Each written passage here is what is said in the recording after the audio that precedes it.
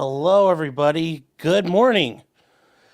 Good morning. Oh, got that up a little early. Yes, good morning. Day 8 of the George Kelly trial. Good morning, everybody. So, yeah, we ended yesterday on a pretty high note. Mrs. Kelly, Wanda Kelly, was putting it to the state and giving the prosecutor a ration load of crap. I mean, that's putting it nicely. George Kelly's wife took the stand. She was subpoenaed by the prosecution. I know some people might be wondering, well, wait, isn't there spousal privilege? Yes, except that Wanda Kelly gave voluntary statements to the police, so those were ruled admissible, and those came in. Now, where does that leave us? Well, she was on cross-examination when we ended the day, and we are going to get day 8 going here, so let's get started with that. They should be starting any second now. Also, just so you guys are aware, the Chad Daybell trial, it's still in jury selection, so I'm not really too worried about that right now, just because, like, you know, it's going. I mean, there's nothing that's going to change about that anytime soon. Where are we at now? Law & Crime doesn't have anything up yet. Were they weren't taking today off, were they? I don't think they were, so I'm a little perturbed.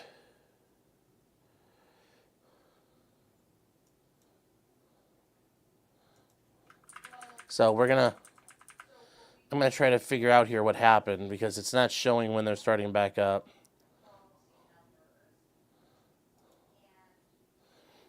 So, but yes, it's been a very interesting trial so far. All we know is that the dead guy is dead. We don't know who shot him. We don't know what type of bullet went through him. And really, that's all we know right this second. That's the interesting part of this. There's no...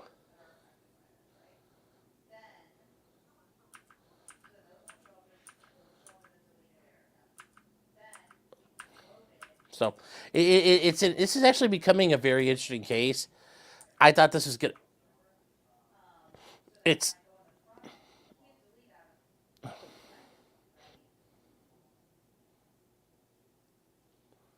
So,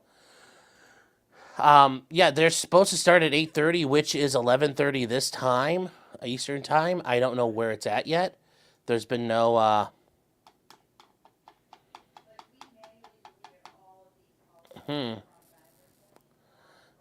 There is no... I'm not finding a George Kelly stream right now, which is a little concerning because normally we would. Maybe they're doing the jury view. Long Cry said they're not covering today due to lack of interest. Oh, you got to be kidding me. Are you kidding me? All right, well, we're going to have to find it somewhere else then. Hold on here.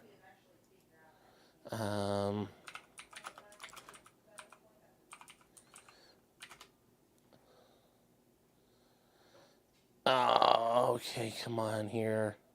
Fox 10 Phoenix. Are we seriously not... Is seriously nobody watching it? They're doing Chad fucking Daybell. Chad Daybell. It's a jury selection.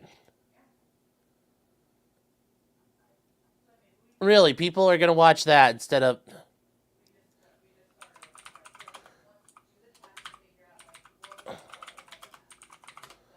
I guess I'll call it to Santa Cruz County and figure out where if there's anybody watching it. Because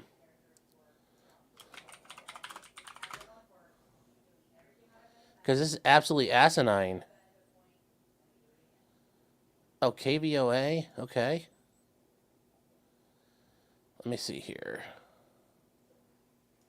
Live streams. Okay. We got a live stream. Let's see.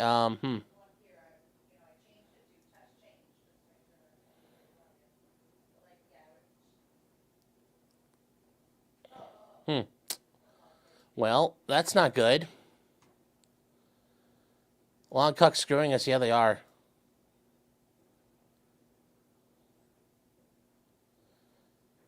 Well, the thing out there, it's yeah, KVOA had a live. Yeah, but I don't see it right now. Hold on here. We're gonna have to. Let's see if they got a YouTube channel because then their thing is not showing live right now. Yeah, we might switch over to Apple River, I guess, and do day one and catch up. But that's see here.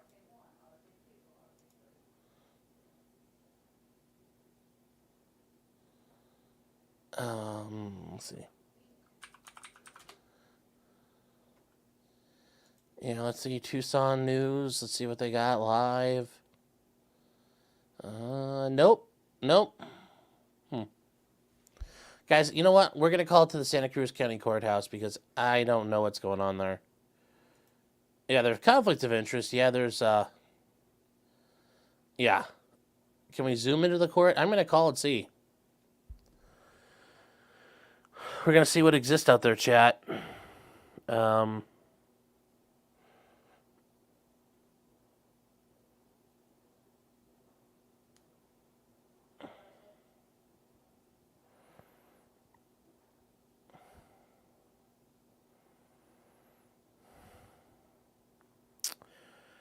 Oh, okay. So Judge Fink used to be a.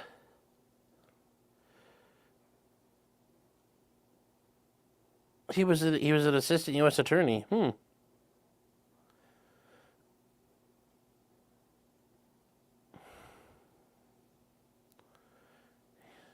So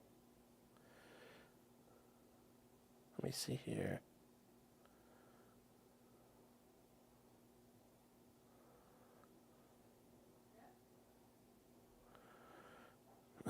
Departments.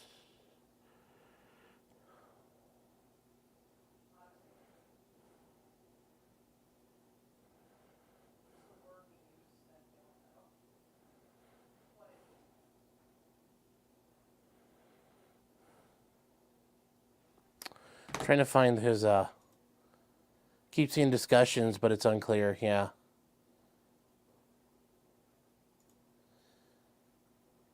Catherine's saying won't there be a day of not trial for yeah, they're gonna do the jury view, but it's not gonna take all day.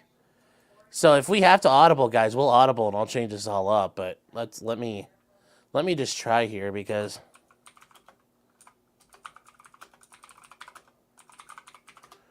let me see if I can call the Santa Cruz County, Arizona courts.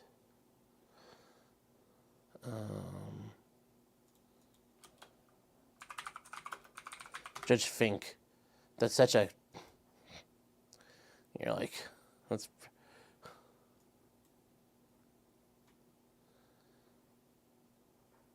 Okay. He's been a judge for almost 10 years now. All right, hold on, guys. I'm going to call them and see what we can do here. So.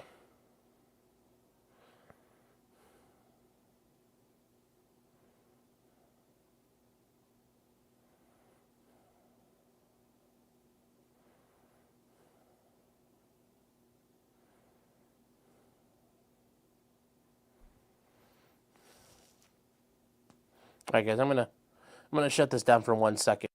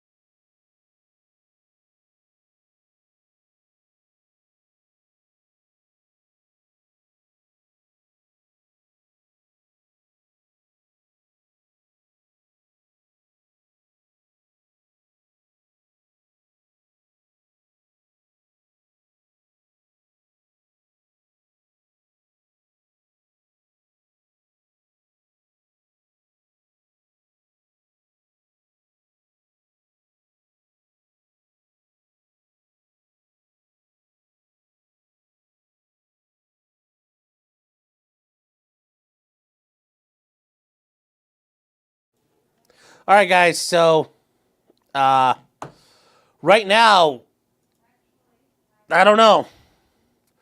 This is I don't know who's got it. There's not a whole lot to yeah, this is not looking awesome right this second. A little frustrating. So, even the local affiliates don't appear to be covering this live, which I think is a little fucking surprising. Especially after the day when the old lady starts screaming and yelling at the news, and they're all just like, "Yeah, we're not watching this today. We're not covering it today." Like, you finally got the hot action you wanted, and nobody's covering it. Because he was trying to say, like, I spoke to one of the guys in the judge's chambers, and I asked him if they had Zoom. He's like, no, we don't have a Zoom set up. So, yeah, they're gonna call me back shortly though, because I think there's someone in there covering it. Yes, the audacity that nobody's covering this. No, really, it is. This should be covered. This should be covered. Others are going to Daybell. Why would you go to fucking Daybell? There's literally nothing going on in fucking Daybell. Young Thug has more going on in Daybell, and Young Thug's a fucking dumpster fire of a case. They weren't doing any jury views. No, today they weren't doing any jury views, because I asked them, they said they're there. The guy said he's like, I'm pretty sure they're in there today. So, yeah, it's very rude, Alyssa. Very, very rude. The nerve of people.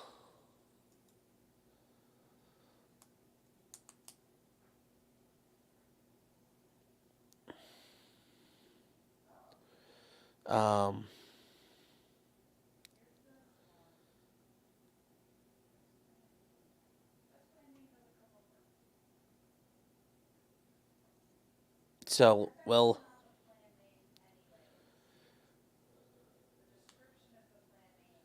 yeah, hopefully I get an answer real quick, guys. If not, we'll switch. I don't know what we're going to do. Should we protest? Yeah, I don't know. I don't know what we're going to do there. I guess we'll switch over to Nikolai Mew. Do you want to switch over to like Nikolai Mew, like right in the groove of it, or do you want me to start day one and try to catch up? So I could do either. Apple River is fairly infuriating, and I know that one's going to be a good one. But I get the feeling this is going to get really good, because I wonder if George Kelly takes a stand. So that's I'm just, I get everything lined up. I work hard at getting things sorted out. And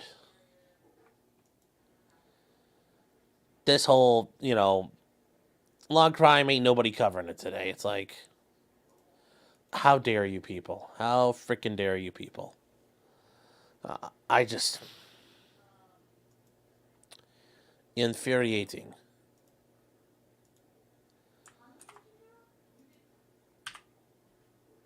So I'm hoping we can get an answer in the meantime. While we're hanging out, guys, I do want to remind you, if you guys are new here, Apple River will redefine Wisconsin culture. Well, from what I understand, it sounds like they were a bunch of drunk douchebag kids that kind of got what was coming to them. They don't seem very sympathetic. So, the ticket tape update. What? What do you mean by ticket tape? Oh, update the Chiron. Yes.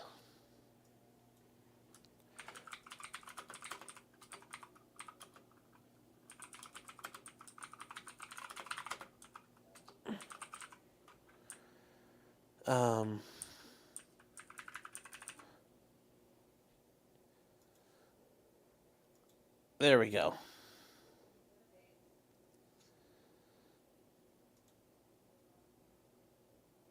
Yes, culture is mostly public intoxication anyway.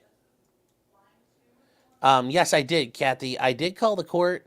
I spoke to a nice guy down there, very, very nice guy. He said he was actually going to go take a look and find out what's going on, because he's one of the administrative assistants for the judge. He actually doesn't know. He just knows people have permission to film. And I said, well, do you guys have it on Zoom? He's like, no, we set that up specifically for things. That was not something they were anticipating doing. So that's not set up. And he's going to try to find out for me. Because he's like, well, did you check out the Law and Crime guys? I said, yeah, they're not filming it. And then he started listing off all the local affiliates. And I'm like, yeah, none of them have it. So that's part of the issue here is all the local affiliates do not have it either. So this is... I'm going to double check again in case Law and Crime changed their mind. So...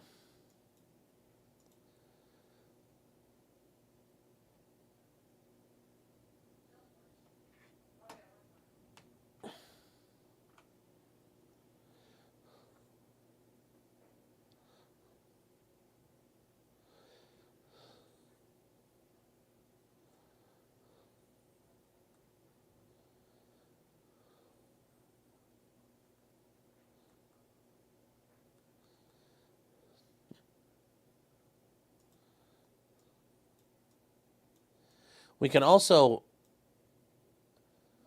Because, guys, my plan was to start Nikolai Mew over the weekend. Saturday, Sunday. That was my game plan. So...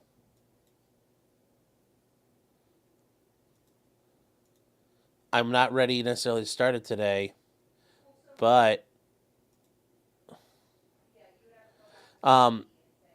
Obscure Destination saying, thank God your hair is about to go nuts. What we can do is start watching Young Thug, because it's day 54 of his trial, and it's getting interesting. The defense is getting ready to toss one of the prosecutors for being a fact witness. So we can actually watch. K-Gun 9 is running the pool today of Daybell. Say, I guess I can mow today. Well, yeah. So we can watch. We'll probably watch a little bit of Young Thug stuff then, because yeah, I was trying to give him a minute, but we're gonna get started. We'll switch over to Young Thug. I gotta switch over my. Hold on, guys. I gotta switch over the titles.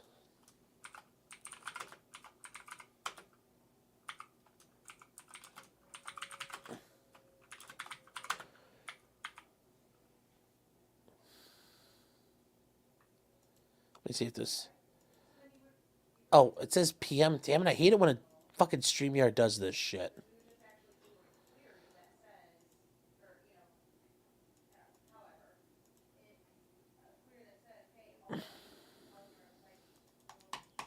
It doesn't let you change things. Fucking frustrating. Oh, well, I guess there's, guys, there will be no Rancher trial today. I don't know if maybe we'll never get to see it. Maybe George Kelly gets lost to the dust. I hope not. So we're gonna switch over to Young Thug now. No point in waiting around. If it switches over, we'll rewind and catch up, but I don't think it's happening. So here we go. Here is Young Thug in all his glory. Wonder why they're not showing it. Apparently nobody's watching it. I don't know. So, I mean, if you go online and Google it, it looks like a lot of people do watch it. So, I mean, especially for Long Crime, they're getting a lot of views. 10,000, 11,000 views. I mean, they claim there's no interest. They only have 900 people watching the Chad Daybell jury selection. Like, how much more do you want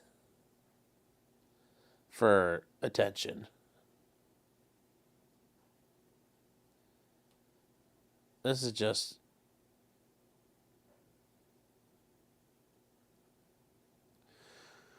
This is just nonsense. But here we go, chat. Here we go. Laid back laws tomorrow. Today's only Thursday. Dreamer. So, tomorrow. I don't know if Eric's going to have me on tomorrow or not. It's kind of up to him. So, Mima Shark ate the stream. Yeah, she scared everyone away. So here we go, guys. We're going to start Young Thug stuff up, and let's see what happens.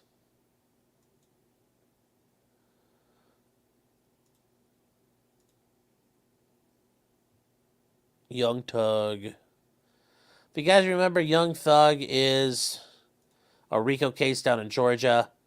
They've actually had a lot of problems in this case. If you guys aren't aware, the two lead prosecutors on this case have since quit. They've bailed on the case. Literally, they fucking bailed. So this is not a good-looking setup for the state. The state has bumbled their way through it. They apparently have 150 to possibly 200 more witnesses, allegedly.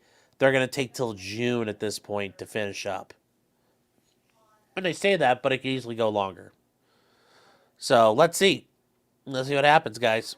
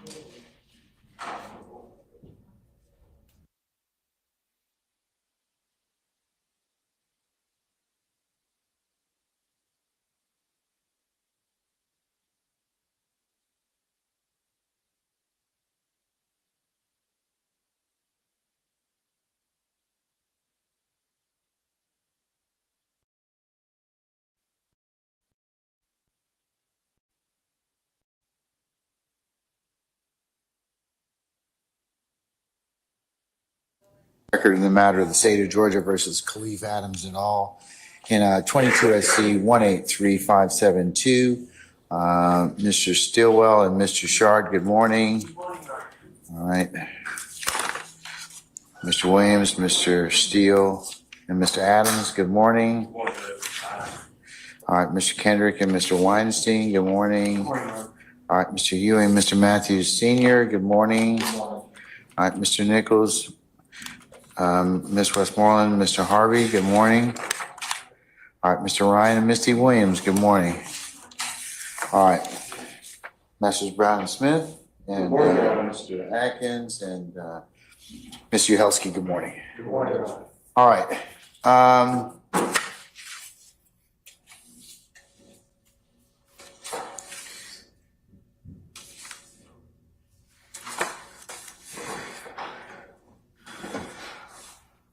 All right, I've had the opportunity to consider the motions that have been filed in regards to disqualify Ms. Love and the reasons set forth therein. I will hear a brief argument consistent with the way and practice I did last time. You have up to 30 minutes, and then hopefully I'll be in a position to rule at that point in time. Okay, guys, so basically what happened here is during this trial, earlier this week, the prosecution was having a witness testify, and the prosecutor started talking about knowledge she had. Well, isn't it true you said this, that, and the other? You know, she started talking from her own personal knowledge, which puts you as an issue, and you become a fact witness. and she talked quite a bit. She's been screwing around with the things. So Young Thug's attorney, Brian Steele, files a motion to have her disqualified because she's a potential witness. So here we go. We're going to see what happens from here.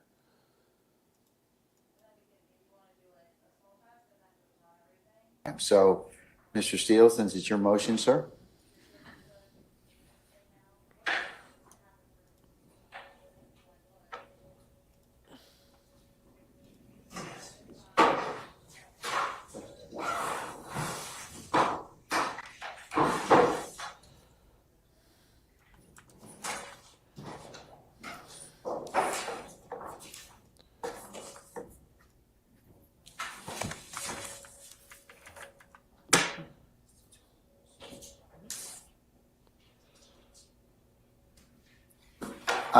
Both counsel, let me give you some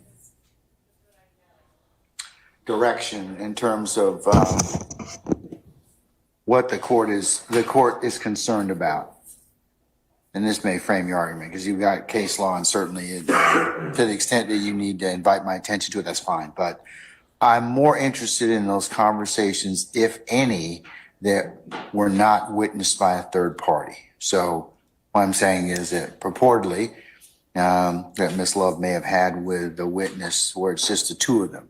So when you're dealing with that, that's kind of what I kind of want to focus upon in terms of the court's inquiry. So if that helps you in any way, okay? You always help, Your Honor. All right. Thank you.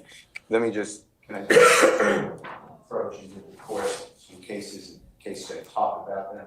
Sure. I've already done it, so I want to approach. Sure. This is Young Thug's attorney, Brian Steele. He's really good. One of the better attorneys around.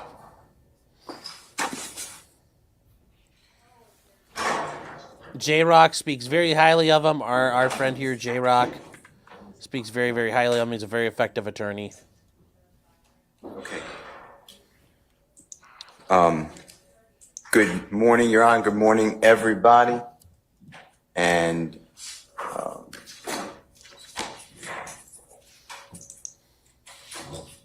so, Your Honor, I will get to when Ms. Love was not with someone else, but I have two issues that I'd like you to include in that to make this seamless argument. And if Mr. Kokomo, when he's available with the court's permission, can just play two small clips from our court proceeding. I understand it's not the court reporter's work, but the court can weigh it whatever it wants. It's just a refresher on two more issues, and they deal specifically with Ms. Love making an objection one to Mr. Adams' cross-examination, and then testifying in front of the jury that there'll be no witness to say what Mr. Adams asked on cross, and that no witness appears on the witness list as well. And then a second one is that Ms. Love cross-examined Ms. Bennett and said that Ms. Bennett sent communications to people in district attorney's office that you could not make her testify and that you can kiss her a blank. And those did not occur according to the text messages that the court ordered given to us. Well, there is a, so you're not arguing blind, okay?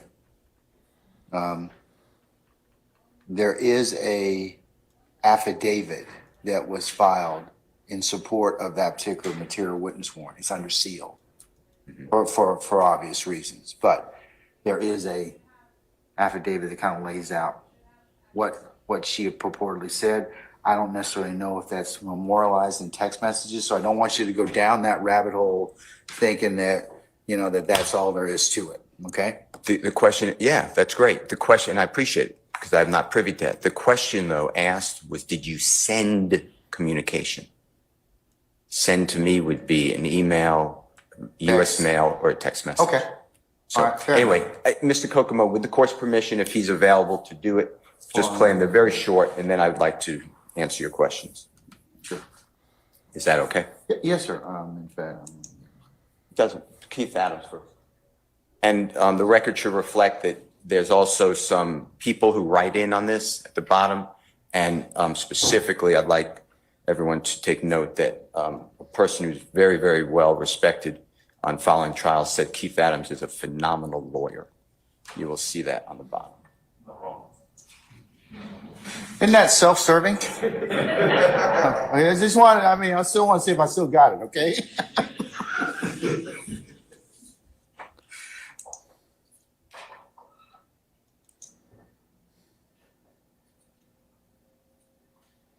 Did you discuss with Mr. Anderson that Jeffrey Williams was going to pay for the heroin that Buck had stolen from your apartment? Objection, Your Honor, that would be hearsay, and there is no exception for it. Overrule or no? Number one, Unless, Your Honor, someone is on the list. Prove that up, which there is not. there is, she cannot. Yes. Miss Love is messy. I don't know if the court heard it properly in this courtroom, but it's clear Ms. Love said something to the effect of, there is no witness to say anything like that. There's no witness on the witness list. Yeah, I'll take judicial notice of the official transcript. And if Ms. Weaver will provide the court with that particular part of the transcript for my consideration, even if it's a rough one. Can you play it again for me one more time? I mean, I'll consider it, but I'm gonna take note of this, what's in the transcript. Of course. Okay. Thank you. Mr. Coco, can you play that again, please? A little louder.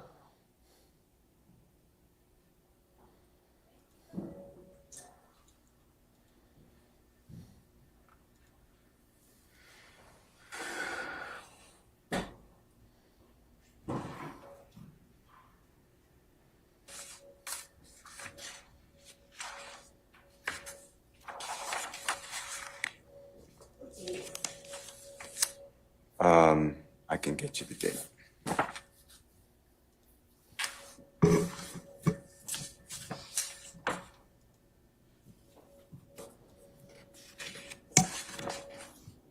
I have Friday.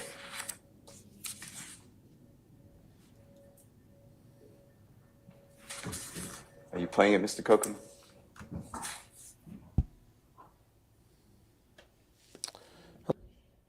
It's Keith Adams' cross-examination. I believe it's Friday.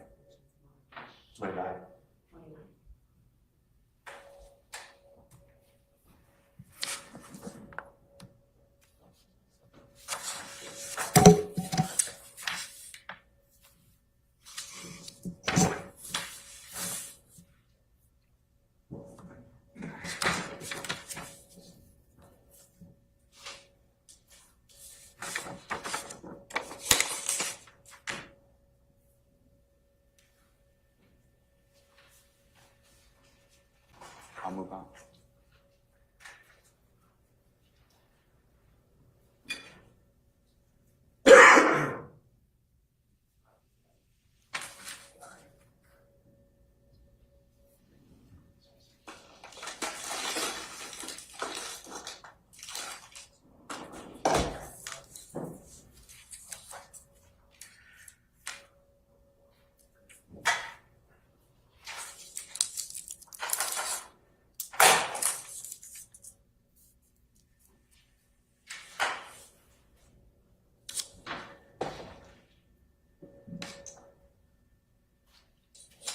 Did you discuss with Mr. Anderson that Jeffrey Williams was going to pay for the heroin that Buck had stolen from your apartment? Objection, Your Honor, that would be hearsay, and there is no exception for it. Number one, Unless, Your Honor, someone is on the list. Prove that up, which there is not. there is, she cannot. Yes.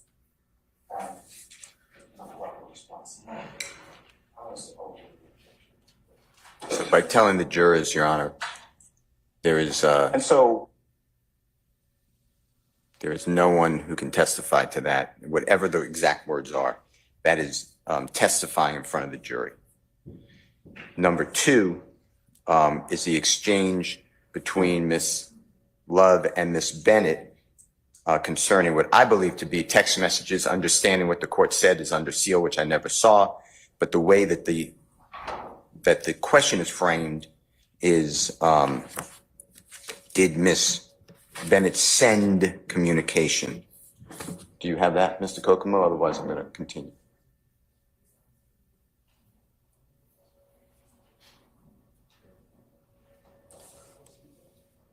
Do you have it right now?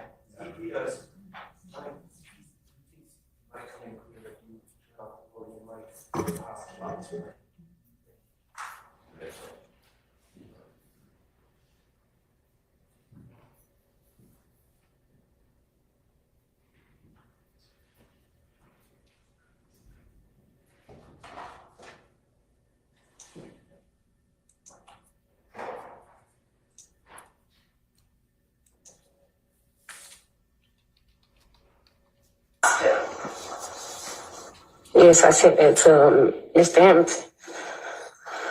And did you send a communication to anyone in the district attorney's office stating you did not care what the judge said, no one could make you testify, and did you give specific, explicit instructions as to what to tell the judge to do? Objection, call out question. No. I will rule the objection. Did you tell anyone in the district attorney's office that the judge could kiss your ass? No. I told Mr. Hamilton to have the judge to call me so I could tell him I'm being harassed. That's exactly what I said. Your Honor, permission to treat the witness pursuant to Brown. I'll allow. So, Your Honor, the way I heard the initial part of the question was you send communication to him in the attorney's office with an explicit whatever message, whatever the words are. So, and target that. To answer your question directly, so those are 2 points that I'd like only Ms. Love can. Guys, there's going to be no subtitles on the exhibits they're playing. That it doesn't work that way. And once they're talking, there'll be a subtitle, but what they play on screen, we're not going to get subtitles for. Basically, the gist of it is, it appears the prosecutor's alluding to conversations and comments that occurred, but she's the only party that has knowledge of them. It's not like there was another officer there, like a detective or an investigator or another person who could testify to them. It sounds like it's only her, which in that case makes her a material witness, which means she can't be prosecuting this. So that's the issue. Then Ms. Love talked about on redirect, which was hostile witness cross-examination, talked about meeting with Ms. Bennett on the bench outside of the courtroom with people nearby. That's how it came out. Ms. Bennett never agreed that there were people nearby. That was Ms. Love saying that. And then it became just communication of what was said there, and that Ms. Love somehow made Ms. Bennett feel so uncomfortable Ms. Bennett want to harm herself. So you have that series of questions on the courtroom bench. In addition to that, Ms. Love said, "Isn't it true that I communicated with you via telephone at various times?" This is during the, I'm not sure which day, but I believe it's the second day on redirect. And then Ms. Love said, "Isn't it true that I called you to check on you, on how you were doing?" These are quotes from the video. I'm not saying from the court report. "Isn't it true that I told you I wanted you to speak with our victim witness advocate at this office? Isn't it true I asked you about Jeffery Williams while we were in the Wendy's parking lot? Wendy's parking lot had Investigator Randolph with them. I have no idea what Investigator Randolph heard or notes he took, etc. Isn't it true that I asked you whether Mr. Anderson," said Mike Anderson, "and Jeffery Williams were friends before Anderson in 2013? Isn't it true you never once said that Anderson did not occur? Isn't it true I came outside, sat down on the bench next to you Isn't it true? I asked you how you're doing. Isn't it true? You told me you were beginning to feel like you wanted to harm yourself again. Isn't it true? I asked you what caused you to feel this way. Isn't it true? You told me you miss love. You are the reason I'm starting to feel this way. Isn't it true that I then left your presence? Isn't it true that never once did you tell anyone in the district attorney's office that this incident where you alleged that young thug, that thug DK and thug's brother robbed you did not occur? That includes Miss Love as a witness.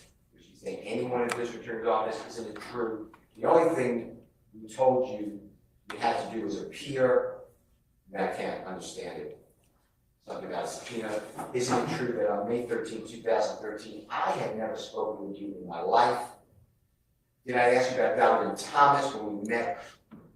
And I believe it's at the Wendy's, Your Honor, so Investigator Randolph would be around that area. I have no idea what you heard. Do you remember tearing up when I asked you about Donovan Thomas? So did we talk about him getting killed when you and I met? Did you indicate that it was messed up what happened to him? Nobody did this. Ms. Love injected herself into the proceedings. There's not a waiver here. She decided to do it on her own. We don't have to sit here and stop her from becoming a witness. Did you object at the times that she said all these? There's no objection. She's By any of you? herself in the proceedings. No. But don't you have to object, preserve the, or let the court know at that point in time? 'Cause that's one of the issues that the state's raised, is that you all failed to timely object. Yeah, the state is wrong. The state is wrong. But respectfully, because this is not on an appeal where I didn't ask for her to become a witness. The case that the state cites is the Contemporaneous objection rule when you want to stop the question. Ms. Love decided voluntarily and freely to interject herself in the proceedings. There's no objection. But no, you still have to Becoming a object. witness. No. I disagree with you. You still have to object as soon as you realize that there's an issue, that to preserve the issue so that the appellate court doesn't kind of tell you waiver, right? But what's the issue? The issue is what you just told me. No, the that issue- she's injecting herself as a witness. And that's okay. I mean, that's what your allegation is. That's okay, though. Okay. But that kind of at least preserves the issue for the court to consider then and make a ruling on it. The court is considering now, did Ms. Love become a witness in the case? All right. Then the other thing is we haven't completed the examination of Ms. Bennett. So all the conversations, and this is why I asked you to kind of limit as to the conversations that you believe Ms. Love had, and there's no other third party, because you can certainly examine the witness about those particular statements that were allegedly made, or the third party can be examined at some point. Okay, sorry. I'm sorry. So that's why I asked you. I'm more concerned about those conversations that you claim where it was just Miss Love and the witness, and she is purportedly, as you said, interjected herself into the matter. So I gave you two pristine examples that cannot go without the jurors understanding it. The first one is, did you send, this is Ms. Love's words, did you send a communication to anyone in district attorney's office stating you did not care what the judge said, no one could make you testify, and did you give explicit instructions as to what to tell the judge to do? That is a question. The answer is no. The answer is no. Ms. Bennett said no. So there's nobody else in this planet that I can go to ask, why did Ms. Love say that? In addition, saying to the Honorable Keith Adams' question, there's no witness who's going to come in and testify to that. There's no witness on the witness list. Ms. Love, that's Ms. Love's statement in front of the jury. She has no right. That is a witness. But what about the case law indicates, and you all know this, that statements of counsel are not to be considered as evidence. But that you cannot do that. When Ms. Love, that's not an objection. That is a statement to influence the jury. There is no witness. I think a few of you have done that during this trial. And that is just something that it's a practice that is not permitted. It's really not condoned at all, but that you're really not supposed to comment in front of a jury improperly. Judge, Miss Love put her own credibility in front of this jury. There is no way to erase it. There's no limiting instructions. But I'm going to charge the jury at the end of this case that statements of counsel, opening statements, closing arguments, the questions asked by counsel are not to be considered as evidence. They're not. But Mr. Williams has the right to cross-examine. I do. You do. And that's why I'm asking you about the times that she has. I gave them to you. Okay. So I gave you all those times about telephone conversations. There were just the two of them. So you're saying the two areas that I'll take judicial notice of, as well as anything that's been on the transcript, and that was on the 25th of March? Not that I believe. I think it was the 29th. 28th and 29th of March. 28, 29 March. I'll consider those. And then the other ones you point out for my consideration are the communications, but on the bench outside the courtroom. Is that correct? Bench outside the courtroom. And then how do you get around the text message when it's not supported by the text message? What text message? Which ones you talking about? When Miss Love specifically said, and did you send a communication to anyone in the district attorney's office stating that you did not care what the judge said, no one can make you testify, and did you give an explicit instructions as to what you tell the judge to do?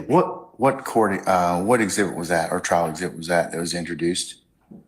We need to refer for it to record. That's fine. That's going to be in all the text messages. I don't know what the state called it, but the question. Let me just pause a second. Sure. Mr. Helsky or Ms. Weaver, do you know what court exhibit or what exhibit that was?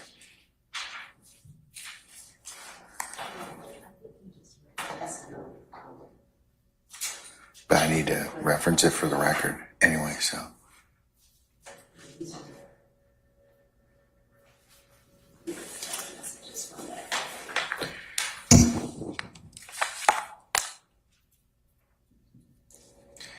All right, just give me 1 second, please.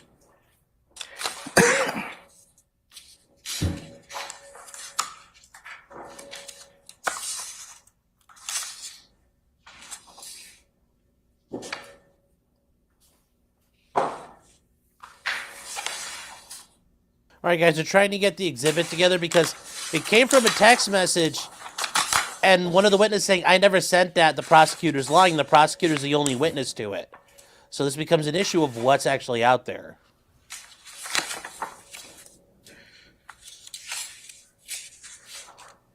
And the problem is, with this case, there's so many goddamn exhibits and so much going on the state's presented, it's hard to keep track of it all. So, yeah. You object to her objection? Well, I think there's a bigger issue of objecting at that point. How do you know it's an objectionable issue? But Unhung Hero says, oh, I'm going to come. Obscure destinations outdoors. Yeah, I already said hello to you, but I want to make sure I cover that. And then Parabellum is a new member. Thank you.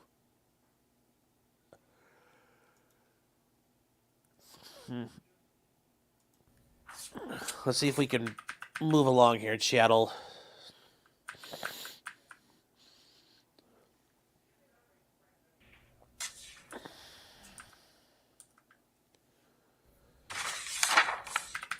Come on, chattel. Let's go, guys. Alpha. Let me take a look at that right quick as you're looking at that.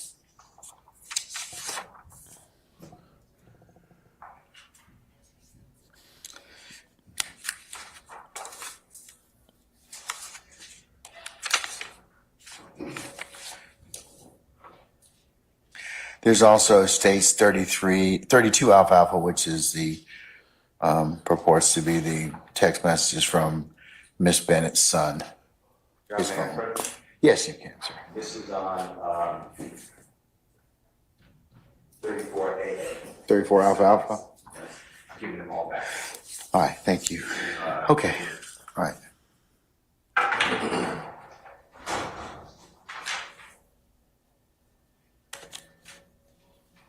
And the statement made by Miss Love that I've Okay, and 34 alpha. Right. That is the closest you're going to get to. Which statement are you referring to in this Okay. exhibit? Miss Love, the one I handed to you, but Miss Love stated in front of the jury, she testified, and did you send a communication to anyone in the district attorney's office stating you did not care what the judge said, no one could make you testify, and did you give explicit instructions as to what to tell the judge to do? And in the document I just get, 34 alpha. that is not even close to a fair summary of what is written by Miss Bennett. And Miss Bennett specifically said, no, that is not what I said. And the only person who can be challenged on that testimony, because that's what it was, is Miss Love. And the state's case that they cited to you, which is Bonner, B-O-N-N-E-R versus State, 192 Georgia Appeal, 721 1989 case. And the state said that this is the only case in Georgia on point. I don't agree with that, but that's what they wrote. And in Bonner, it actually helps Mr. Williams, because in Bonner, what happened was the prosecutor. What's the citation for Bonner again? Your Honor, it's 192 Georgia Appeal, 721 386 Southeast 2D 379 1989. 192 Georgia Appeal, what? I'm sorry, 721.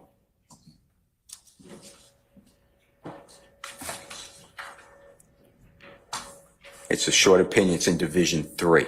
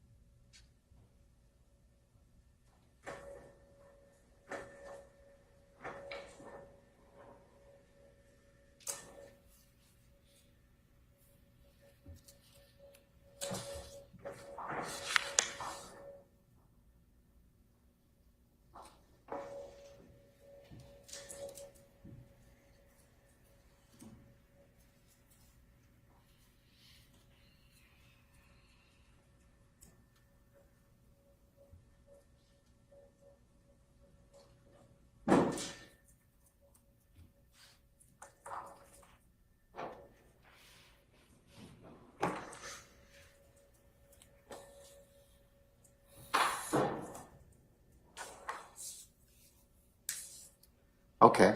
Bonner, which is, as you indicated, 192 Georgia Appeal 721. So I find this case to be fabulous for Mr. Williams. In Division 3, the court wrote that the transcript reveals, in regard to appellant's final enumeration, that after appellant testified on direct examination that she had not visited the victim's bedroom, the district attorney cross-examined appellant about a statement she had made to the district attorney himself prior to trial. The district attorney called to appellant's mind the time, place, and circumstances surrounding the conversation, in which appellant was asked whether she told the district attorney that she went back into the victim's bedroom to listen to the radio. Now I'm skipping, Your Honor, to the end of the opinion. Well, I don't want you to skip. I want you to kind of also take a look at what there's an objection that was interposed on an unsworn witness. Yeah, but I'm saying Okay, that so- she needs to testify. I don't care that she became a witness. But I want to cross that it. preserved the issue for appellate review and for the court to kind of take it up. That's one of the things the state's saying that you should have done at that point in time. No, But I don't. we'll Okay. continue with it. But All right. anyways, but yes. Keep reading, or can I go to? No, go ahead. Yeah. So if you go to the very end of the opinion, I don't know how many lines because we're not looking at the same, Yes, sir. but at the end of the opinion, if you could target, it's maybe, I don't know, 12 lines up. The transcript reveals that the district attorney laid the proper foundation, and this is what I stress, but rather than denying making the statement, appellant admitted having done so. Thus, contrary to appellant's contention, the transcript established that it was not necessary for the district attorney as the cross-examiner to prove the making of the statement.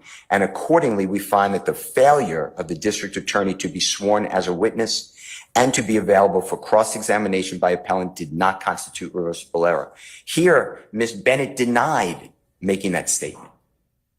She denies Ms. Love's assertion in her question about give explicit instructions as to what to tell you, and that she did not care what you said. The text message that I gave you, and I didn't count the pages, but is in that exhibit in blue at the top, is Ms. Bennett saying, I'll explain it to the judge. She was polite about the court. She was not rude. That is something that needs to go to jury for this reason. And this is the important reason. Ms. Bennett is exculpatory to Mr. Williams. This is not like you can strike or you can give an instruction. She is exculpatory. And what Ms. Love did is three witnesses, one lawyer and two witnesses, she decimated their credibility. She's telling the jurors that Ms. Bennett is lawless, doesn't give anything about you. That will bother the jurors. They will discount her. Number two, she tells the jurors that the Honorable Keith Adams' question is made up by Keith Adams. He's not truthful. And third, she has decimated the credibility of the witness who has not yet been called, because she has said there is no witness who is on the witness list who will testify to that. So when the witness does come in and testify to it, the jurors are already clued in, that is a lie. Miss Love knows exactly what she's doing, and she is testifying in front of the jury, and we have questions for her. And the questions are simple. All right, let's focus, because the focus is on, remember, statements of counsel are not to be considered as evidence anyways, but focus on the issue of Miss Love and the statements that she purportedly has made to Miss Bennett that you can't examine. How come you can't examine Miss Bennett on the stand about those statements and utilize the text messages? Because I would say to Miss Bennett, what did Miss Love mean when she said, did you send a communication to anyone in the district attorney's office stating that you do not care what the judge said and no one could make you testify, and did you give an explicit instruction as to what to tell the judge to do? And the answer is going to be, I have no idea what Miss Love was thinking. I don't know why she asked me that question. I already told you that's not true. So you have to ask Miss Love, why would you say that? Why did you put in the jurors' minds that this witness is underneath the law? That she curses at the judge? That the judge can kiss her ass. Well, I don't want to say it, but here's the thing as well. If that's what you're looking to get at, to impeach her, to get her, I think there's another methodology of doing that. I don't believe I know that methodology. No, I'm telling you that I told you that there may be a exhibit that, like I said, they have a material witness warrant, and for good cause, I'd be willing to unseal it and you can look at it. I'll look at it. And that may, I'm telling you from the court's perspective, that if you're, because if you're attempting to have Miss Love explain this, even though counsel shouldn't inject themselves as a witness, I understand that, but I do believe that there is some that this references conversations that are in an affidavit that you may be able to use to further examine the witness. That does not comport with the question, did you send a communication? That's my point. I don't care what the affidavit said. Okay, but what did you send a communication? That was the question. Who said that, Ms. Lowe? Yes. That is a quote. And I know we go by court reporter, but that is the quote online from the trial. In addition to that, Okay, well, flush out did you send a communication? Right. That is not the spoken word. Send a communication is email, a letter, text message. So what did Ms. Bennett say about that? And that goes to the Bishop case. She said no. And the Bishop case said, well, she would have said yes, then what's the point of cross-examination? And Your Honor, I hear what you said, and I respect it. And you said it multiple times. Look, the jurors are going to be told that the lawyer's questions are not evidence. But that would do away with the unsworn witness rule. Every case, I have cases I cite to you from the Second Circuit, Third Circuit, Seventh Circuit, Sixth Circuit, Eighth Circuit, Ninth Circuit, 10th Circuit, 11th Circuit, U.S. Supreme Court, Georgia. Every one of them say the lawyer can't inject their personal knowledge as if they are vouching for it. And that's what Ms. Love did. It doesn't matter that you can tell the jurors that the questions of the lawyers are not to be used as evidence. The answer is that Ms. Love deliberately, intentionally, knowingly, and voluntarily injected herself to make her credibility as a prosecutor. You know, we value prosecutors. We all value prosecutors. They have tremendous power that we bend down to and say, we give you this power. And Ms. Love has wielded that power wrongly. And she has she's not asking questions. She's saying, me. Did you tell me? Did you send the communication? Here are all, she's holding text messages while she's doing that. Did you send communication? She is calling this witness, Mr. Adams, and the witness who has not yet been called, that it's not true. And I've never heard an objection except from this prosecutor where they put in evidence. Judge, this will not come into evidence. There's no witness to say that. That is testifying. And it needs to be explained. And I don't know why we're here. This was not my intention. And no, I didn't waive it. And we don't have to sit here. We don't lay in wait. Miss Love was Bonner doing seems this. to indicate that that there was an objection made as to the unsworn witness. That's exactly what the basis for the objection was. You didn't make one. Yeah, but you got to read further in these other cases. I'm asking for Miss Love to become a witness. She enveloped herself. She's intrinsically intertwined for whatever reason in what she did in the case. I understand that she said that other people around her on the bench. Other people around does not mean that they were part of the communication. Other people around doesn't mean they heard everything. The telephone calls that Miss Love had, we don't accept that it was on a speakerphone with someone else there. She's texting the woman on New Year's, telling her what a great mother she is.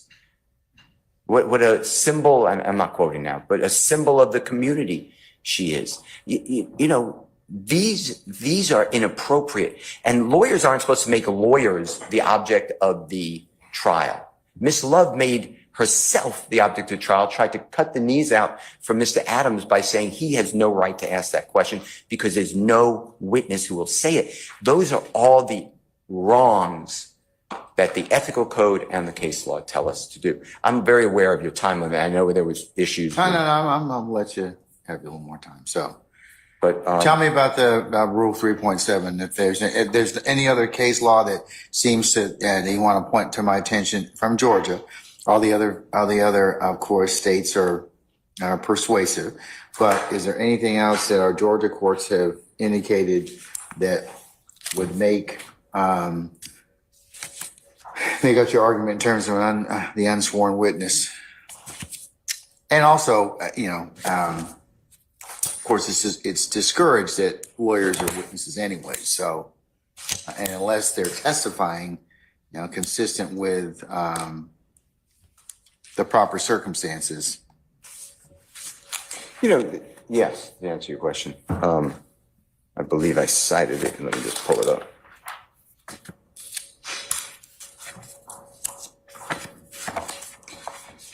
It is a case, I believe, that the Honorable Bruce Harvey did. To quote Bruce Harvey, when cases were cases. 1985. Is that when we had paper advance sheets? Yeah. Okay, all right. It's actually before my time, but I don't mean that to Mr. Harvey. It's Castell, Castell versus Kemp. Castell versus Kemp. It's 254 Georgia, 556.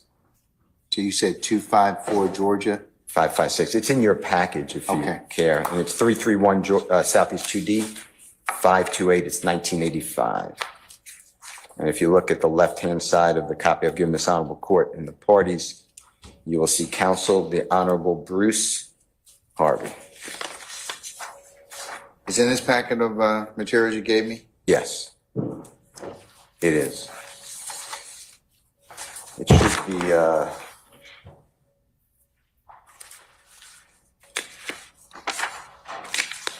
fifth case. It should be.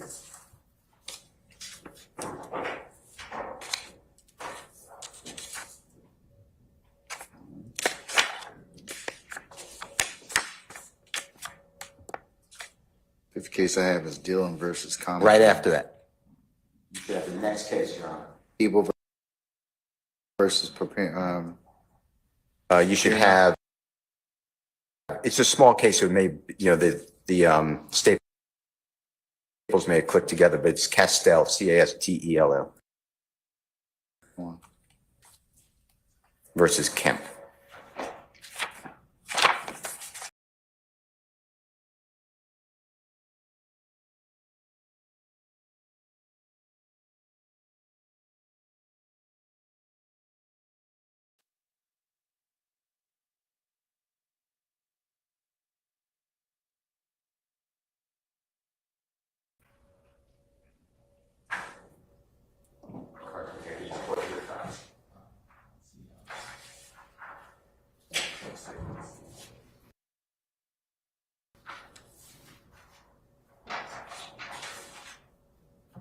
Your Honor, I have another copy of that.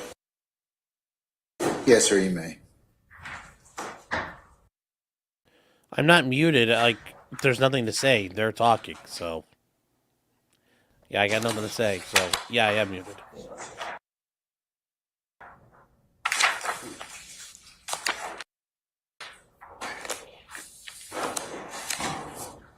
All right, sir, I now have Castell versus Kemp. So on the second page, the left-hand side,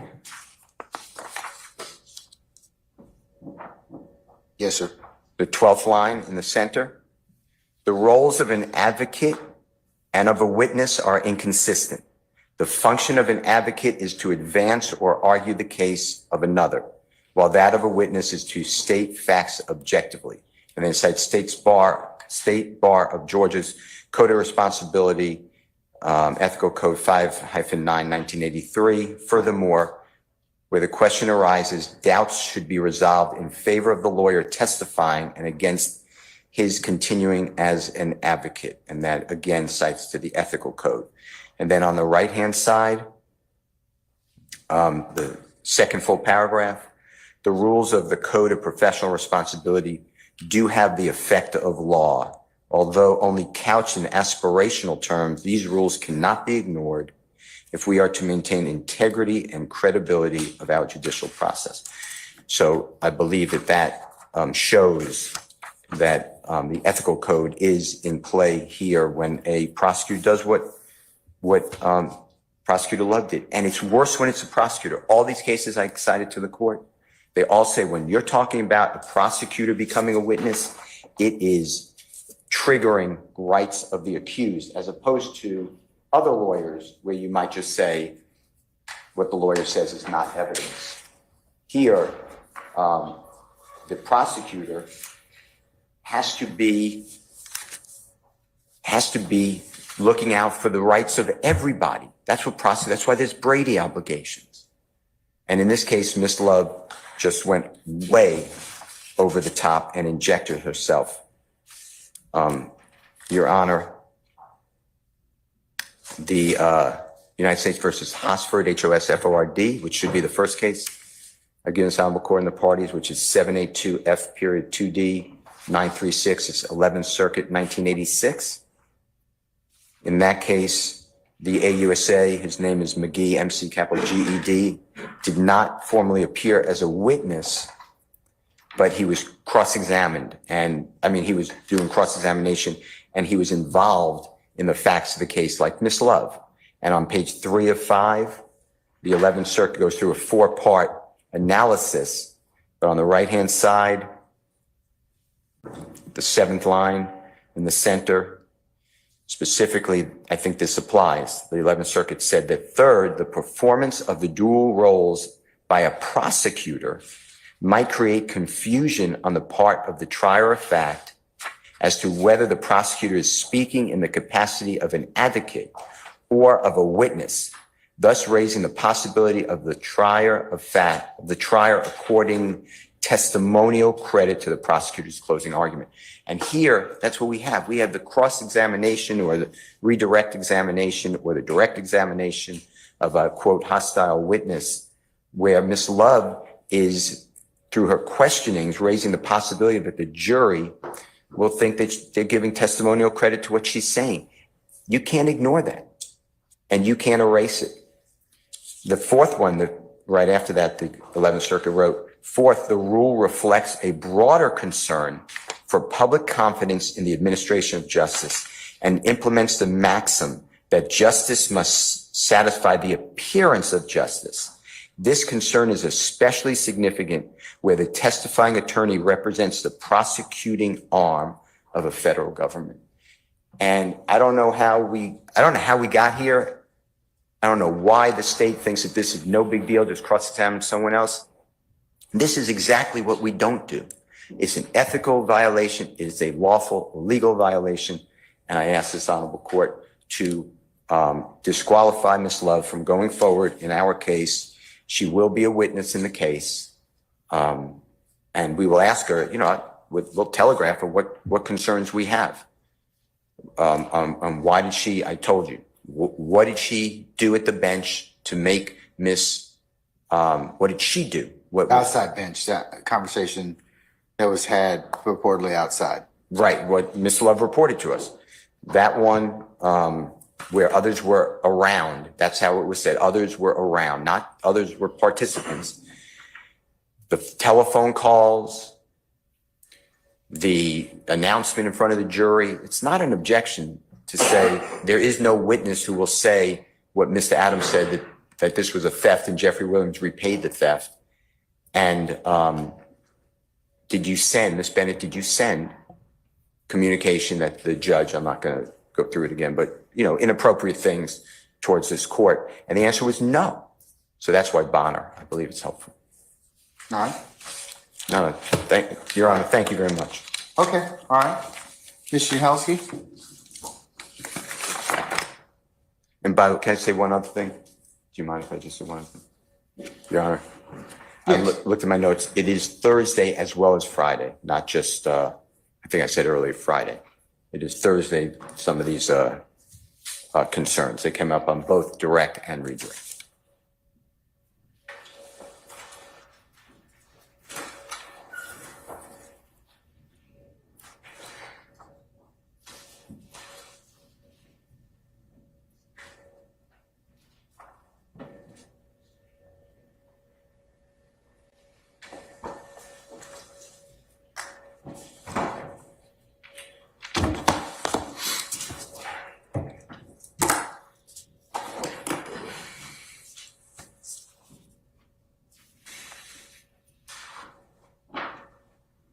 All right, Mr. Shehelski, go ahead. Yes, Your Honor. right. Let's start with 3.7. I'm sorry, start with what? Rule 3.7. The lawyer as witness professional conduct rule. I wanted to point out about Castell and in connection with 3.7, just while it's at the front of mind.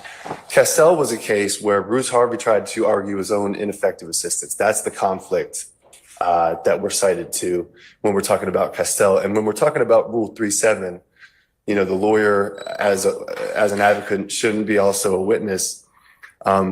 It's true what Mr. Steele says about these rules having, binding effect, but there's nothing that says that even if there was a 3.7 violation, which we dispute, of course, that the remedy is disqualification of the prosecutor. The remedy, as far as I remember looking it up just yesterday, was public reprimand if there was a 3.7 violation in the first place. So that's not from me. That's the collateral offense, Sure. The collateral consequence. The legal consequence for the trial would be for they've asked me to consider that she'd be disqualified. Sure, but I guess the larger point about Castell, going back, is the idea of an attorney on a habeas to argue that their own performance at trial was ineffective. That's kind of an impossible conflict of interest. So I don't think we have anything resembling that here. And I want to go to the questions that Mr. Steele was getting into, and I'm not going to to get too much back into the briefing because I know Your Honor has digested that. But starting with the comment about Mr. Adams's question about Buck or whatever that was.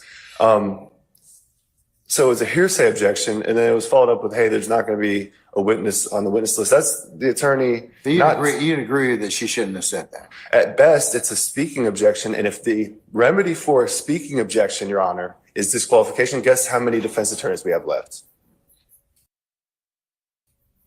You see what I'm saying? So at best, it's a speaking objection, and that's improper. But it's not the lawyer testifying. Again, the jury is presumed to follow the judge's instructions. The judge has, in this case, and will continue to advise the jury that what the lawyers say is not evidence. And in that connection, Your Honor, I want to point to one of the cases. I'm not going to belabor it, but Palmer v. State, and this is on page 4 of the state's brief. It's a Georgia Supreme Court case. It's 236 Georgia 507 at 507 and 508. There they approved of a jury instruction. And I will concede that it was a curative in that case, but it says that the instruction said that anything a prosecutor might say while asking questions on cross-examination was not evidence. So even if you think that was an improper speaking objection, which is not the first one we've seen, the remedy is not disqualification, which, as Your Honor is aware, is a radical remedy. Going forward to this other communication, the second major point that Your Honor had asked us to discuss, this instance where Ms. Love asked Ms. A.B., isn't it true that you sent a communication talking about the judge can kiss your ass? That's just not good phrasing. Send a communication. It doesn't necessarily mean, it doesn't say, didn't you send a text? It doesn't say, didn't you send an email? It says, didn't you send a communication? That's just kind of maybe imprecise phrasing. The remedy for imprecise phrasing is not disqualification either. And if you listen to the rest of that question, Ms. Love went on right after that, really kind of interrupting herself and clarified, said, did you tell anyone at the DA office that the judge could kiss your ass? Did you tell anyone that? So she heard her own imprecision, she corrected it, and then the answer was no. So we had this big argument about how Bonner doesn't apply because in Bonner, the witness said yes. Oh, no. Well, in this case, the witness said no. It's a question. But how are they going to impeach her on it? However they want. They can cross-examine her. They have the text, every single text that anybody had with Bennett. Those speak for themselves. They can cross. And the very next witness that I believe the state may call in relation to AB is going to be the investigator who was going to be present for these communications. And just to clarify, which I think wasn't clear, we're not saying, and it's not true that Ms. AB ever sent a text that said the judge can do this. That was an oral statement that was made, and Ms. Love said, hey, didn't you tell me this? And we can ask Ms. AB about it. We can ask the investigator who swore an affidavit to that effect, which Your Honor is aware of. And so there's no unsworn witness violation. And I'm not going to make too much more, fodder of the Rule 3.7 stuff and the idea of like preserving objections, because it's true what Mr. Steele says. That is an appellate doctrine. And, if you don't object to it, you waive it. The contemporaneous objection rule says if you don't object by the time the next question comes, you've waived it for appellate review. And that plain error and stuff, all that still applies for an appellate matter. I just wanted to point out that the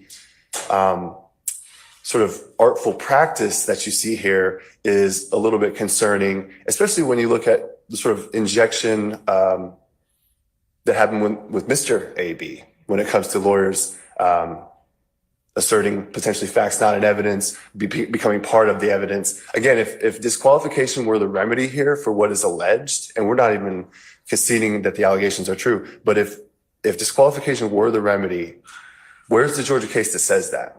And if indeed that was the remedy, again, like bye-bye defense lawyers, because Your Honor's been aware of this going on both sides. We have we have permission to lead a witness.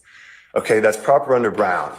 When you're asking a leading question, it's always going to presuppose some sort of desired response. That's just the textbook way that works. The fact that we have communications with the state's witness prior to that state's witness testimony, and that somehow is being made into a disqualification grounds, that's just prepping a witness. That's just trial practice. You can't avoid that. You're going to have to communicate with your witnesses to get them up on the stand, especially difficult witnesses in high profile cases. So again, what the lawyers say is not evidence. The jury know that, and they're going to be told that, and they're going to follow What about that. the okay, let's assume I believe that, or that assertion based on the text messages that at least were in states 34 alpha alpha.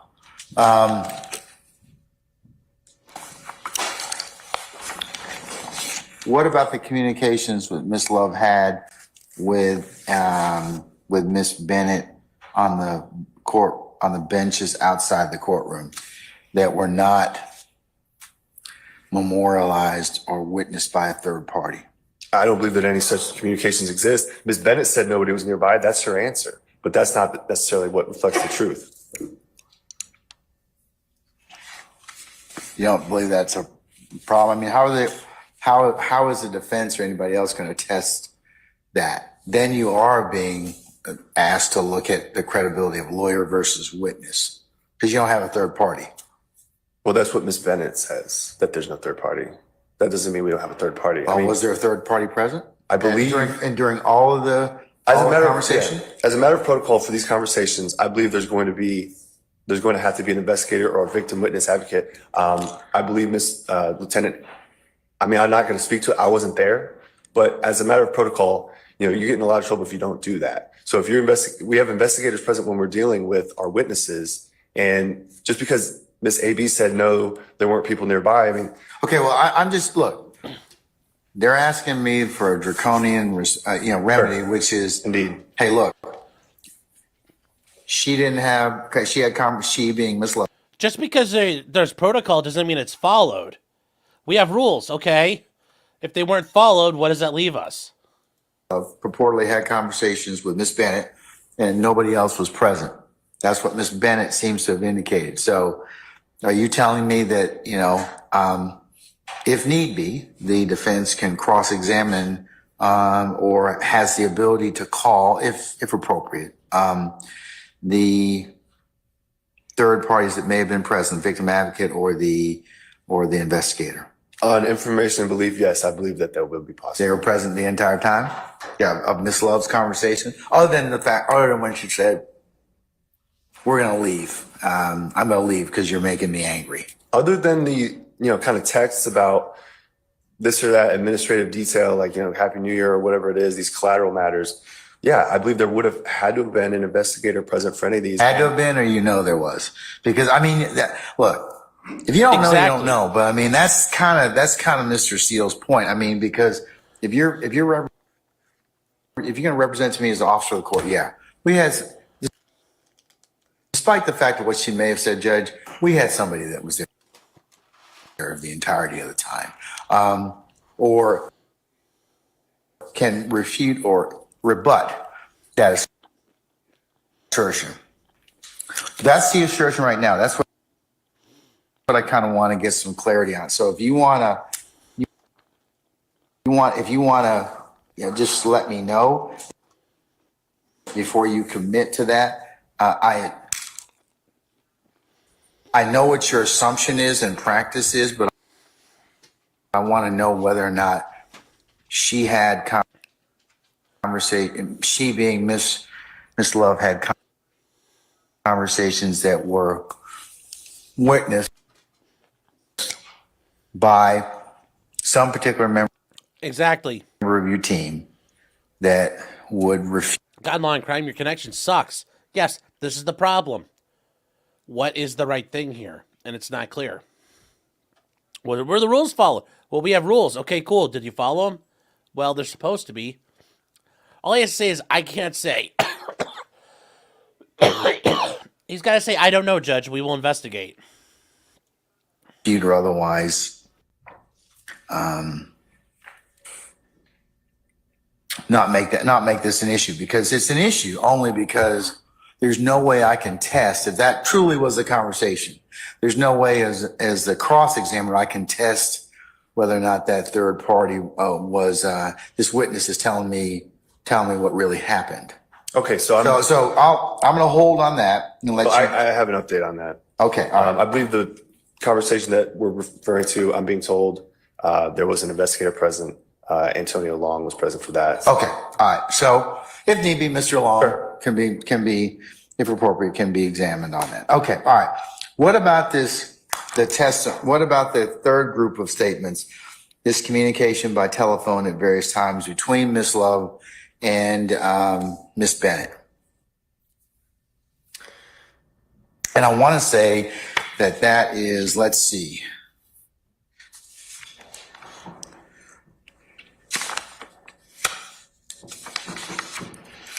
And you all might be able to help me out with that.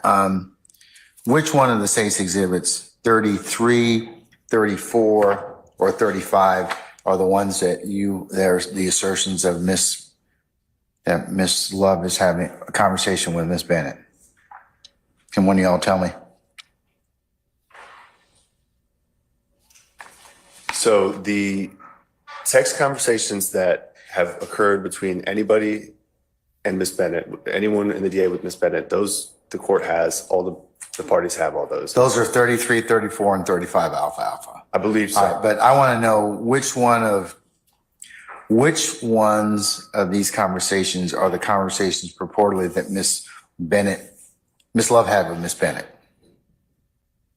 Because some of them are just talking about the son having and getting a job or helping the son get a job. Some of them are just pleasantries of the greetings of the season. Yeah. I mean, I'm not concerned about those. I'm more concerned about about anything that may have been said that maybe wasn't witnessed, that might be problematic. That's what I'm trying to look at this time. Well, I mean, from my understanding, the text messages largely occur between Lieutenant Hamilton and either Miss AB through her son's phone or her direct phone. Again, when you're talking about conversations about, coming to court, just pleasantries and stuff like that, I'm not aware of any conversation that happened that was of substance that wouldn't have been witnessed by an investigator or some other advocate per protocol. I mean, I'm not the universe of all the potential things that could have been said. I mean, I'm not really in a position to represent like what may or may not have happened over the phone, but there's not going to be anything substantial as far as any oral statements that wouldn't be covered by this investigative protocol. And again, these texts, they've been turned over. They speak for themselves. Ms. AB can be cross-examined on any of this stuff, including the oral statements. I understand the court's Kind of concern. shifted on to you, Mr. Yahowski, and your team in regards to, because Mr. Steele has said, okay, listen, that's why, maybe what I need to do is I need to let you all take a look at 33, 34, and 35 alpha and parse out for me, because as they were sent to all councils a couple days ago, some were conversations had with two of your investigators. One of them being Investigator Long, Chief Investigator Long. The other one was with, I want to say, Investigator Hamilton. And then the other one was reportedly with Miss Love. So there's 3 sets, I think, of text messages. That's kind of what I need you to kind of look at. I need you to look at this last set of communication at various times of who within those particular exhibits had text message conversations. The one I'm focusing upon at this point in time is of course Miss Love. So let me just recess about 10 minutes and let you all kind of look at that. That's kind of what I want to address. I just want to make sure that I've gotten it correct. Okay. That's fine. Thank you. Okay. All right. So we're going to be in recess 10 minutes. All right.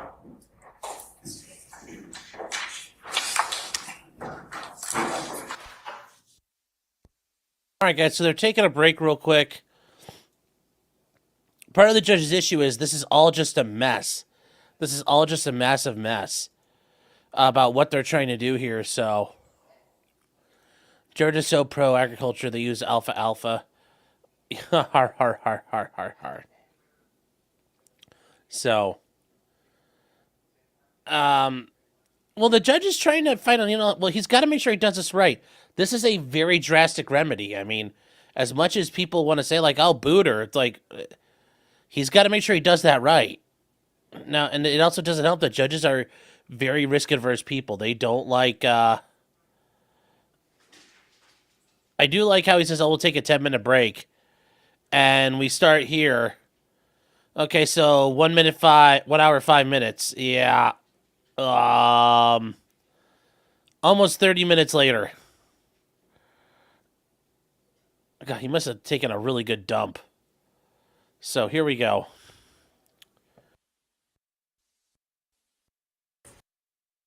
Can we ask somebody to come back in, please?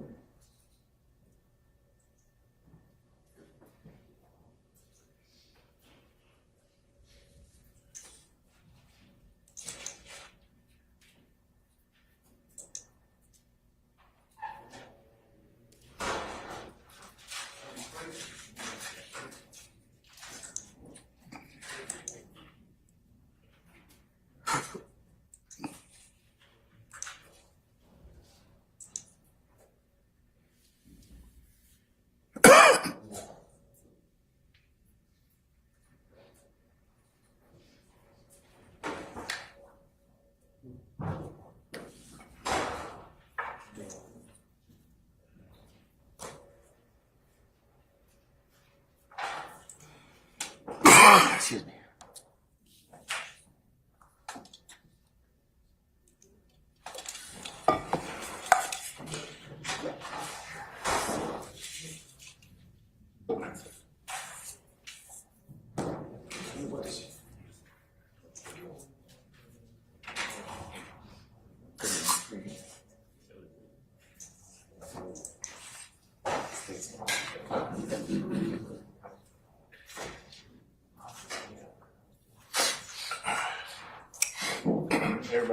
All right, thank you, Sergeant Ingram. All right, Mr. Uhelski, we'll be able to parse out as it pertains to the state's exhibits.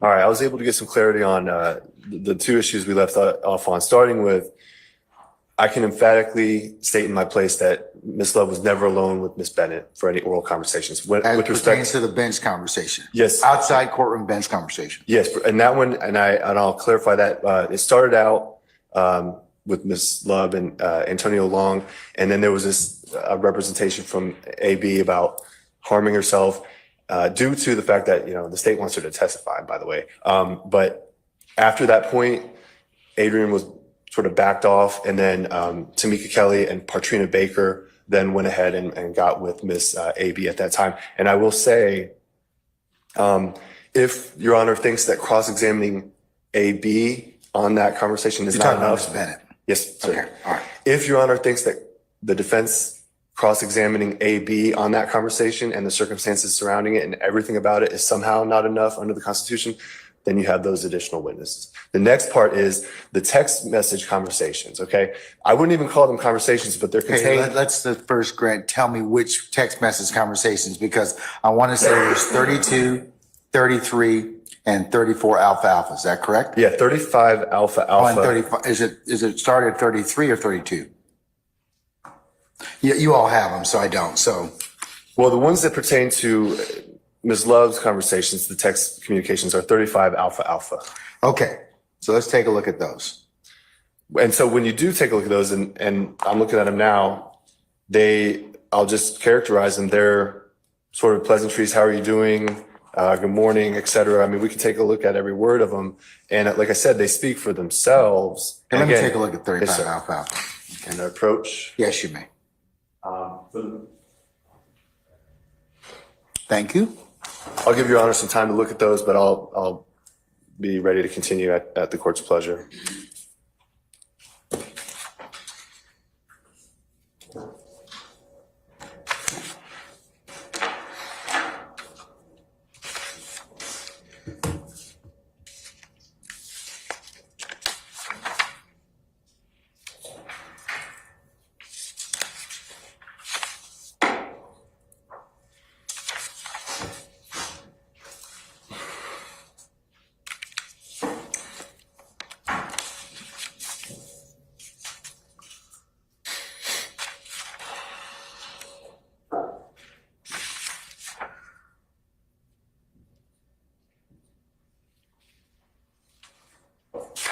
Okay. All right. So what I would say about those text messages, Your Honor, as you look at them, they're pleasantries, they're administrative, they're collateral. And the larger point, one of the larger points, is that these are just text messages that Ms. Love sent to AB as part of, we want you to testify, we're, using you in the case. For the most part, AB doesn't really say anything except for those two instances, and those are administrative responses in the first place. And even more than that, the idea that a prosecutor texting a witness about coming in to testify and how are you doing and all this other stuff, that's just text messages that occurred between Ms. Love and AB. That's not unsworn testimony. And when it comes to the ability of the defense and the right of the defense to impeach on matters like that, Your Honor, I want to point you emphatically to Scott v. State. Okay, that's a 2020 Georgia Supreme Court decision, 309 Georgia 764, and again that's 309 Georgia 764 at 770, and it says as follows: under OCGA 24-6-621, a witness may be impeached by disproving the facts testified to by the witness. But this statutory provision does not provide a party with an unlimited ability to impeach a witness by contradiction. To use an example of something that did come out maybe in testimony, isn't it true you were late to the meeting? Okay, yes, no, doesn't matter what the answer is, it's collateral. Scott says a party may not use extrinsic evidence to impeach a witness by contradiction on a matter collateral to the material issues at trial. Whether AB was late to the meeting, not material to the trial. It goes on to say that even under the former rule that preceded 621, a witness may not be impeached based upon a discrepancy relating to a wholly immaterial matter. And even further in Scott, going on to 771, it talks about how the person's the ability to disprove something that's relevant to credibility, that a discrepancy on that point does not relate to a material issue in the case. So I'm going to leave the court with Scott. I'm going to leave the court with my understanding of the extent of the text communications that would have just been between AB and Ms. Love.